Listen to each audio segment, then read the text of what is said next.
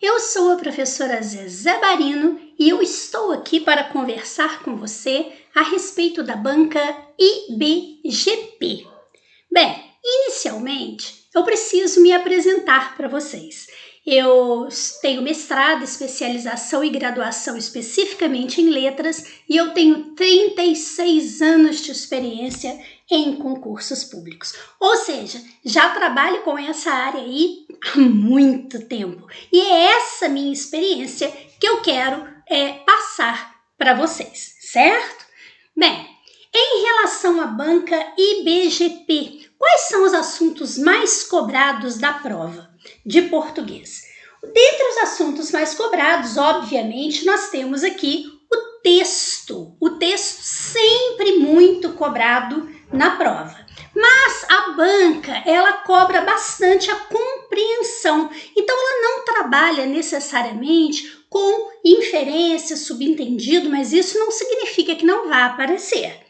Classe gramatical e função sintática. A banca gosta especificamente de cobrar a classe gramatical e a função sintática. Classe gramatical, as 10. Artigo, substantivo, adjetivo, numeral, pronome, verbo, advérbio, preposição, interjeição, conjunção. E a função sintática. Então, se é sujeito, que tipo de predicado é, que tipo de verbo é, se é transitivo, intransitivo, se é verbo de ligação, se é objeto direto, indireto, complemento nominal, adjunta de nominal, adjunta de verbial, ou será que é um aposto, um vocativo, um predicativo? E se for um predicativo, ele é do sujeito ou é do objeto, tá? Então isso daí a banca gosta de cobrar bastante.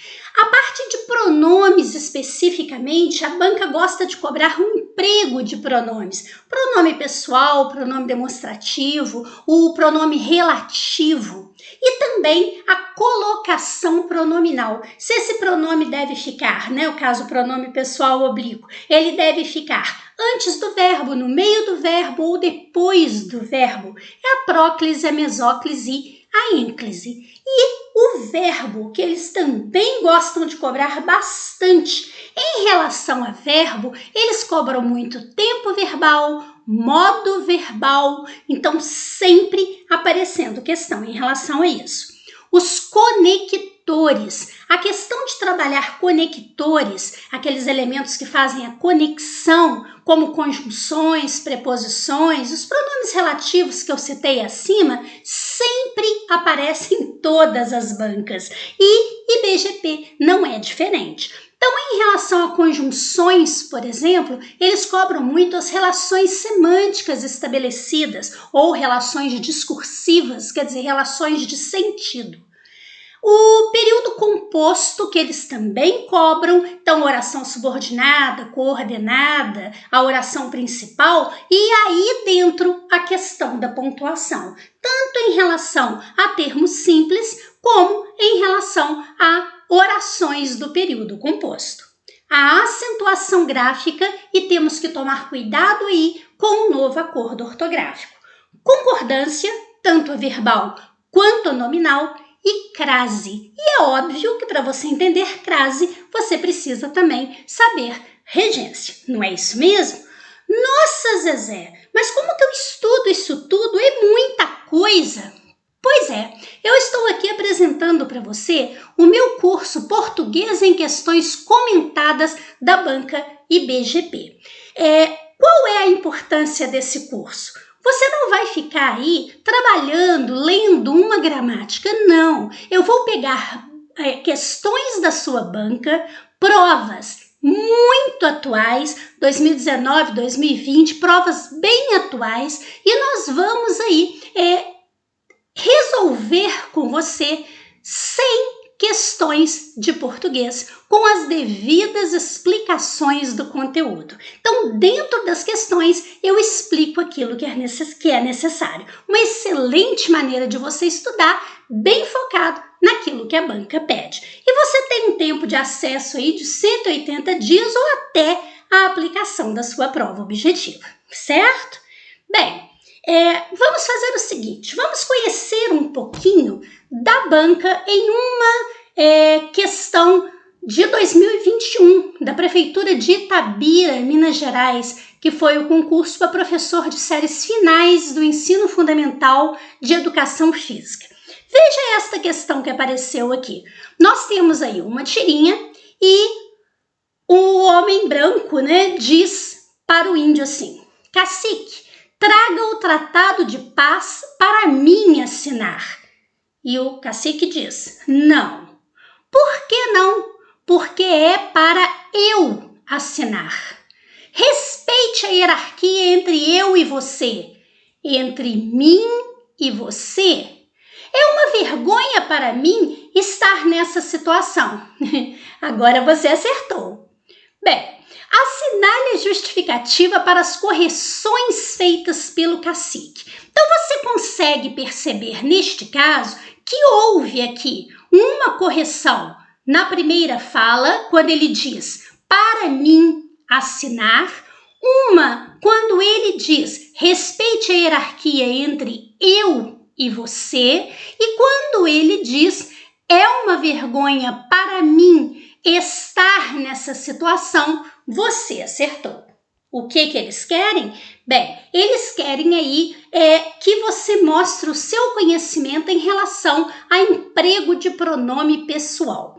Então, olha só, as opções que nós temos aqui. Letra A, usa-se mim para finalizar sentenças e eu para iniciá-las. Não existe esta regra. Então, pode eliminar. Emprega-se mim em contextos informais, quer dizer, quando você está falando informalmente, né, num bate-papo, numa conversa descontraída, e eu em formais. Não, isso não é verdade. Nós usamos tanto mim quanto eu em situações formais. Aí nós temos aqui na letra D dizendo emprega-se eu como pronome oblíquo e mim como pronome reto. Não, o eu, ele é pronome pessoal reto e o mim, ele é pronome pessoal oblíquo tônico. A gente vai entender que os pronomes pessoais retos, o eu, tu, ele, ela, nós, vós, eles, elas, eles desempenham um papel de sujeito. E os pronomes pessoais oblíquos, eles desempenham, tanto os átonos quanto os tônicos, eles desempenham aí um papel de complemento ou adjunto, mas de sujeito não. E é isso que vai determinar a resposta, porque diz, usa-se eu, que é um pronome pessoal reto, na função de sujeito, e mim, que é um pronome pessoal oblíquo tônico, na função de complemento. Resposta letra C. Veja que lá em cima, por que não é traga o tratado de paz para mim assinar? É para eu assinar, porque eu vou praticar a ação de assinar. Então é sujeito. Se é sujeito, eu tenho que usar eu. Respeite a hierarquia entre eu e você. Quem é que tem que respeitar? É o cacique, não é? Então o sujeito está aqui em cima. Respeite você, cacique. A hierarquia entre eu e você? Não, eu não posso usar eu, porque isso não é sujeito. Então eu tenho que usar mim e você. Agora, quando ele diz, é uma vergonha para mim estar nessa situação, veja que nesse caso, o para mim se refere a vergonha. Então, por isso que ele não usa eu, porque isso não está na função de sujeito, portanto, ele acerta. Perceberam? É isso aí que eu queria mostrar para você. Então, é possível você compreender as questões principais nas 100 questões que eu vou desenvolver com você no nosso curso. Bem, se você quiser mais informações, você entra no WhatsApp da Malu, que ela vai conversar com você. Agora, não se esqueça, Malu não é acentuado, tá bom? Malu é uma oxítona terminada em U, igual tatu, angu, urubu. Então, nós não acentuamos, tá certo? Você vai perceber que é desse jeito. Estudar português aqui com a gente é simples. simples assim, tá certo? Olha, torcendo por você, fique com Deus, paz e luz para você. Muito obrigada!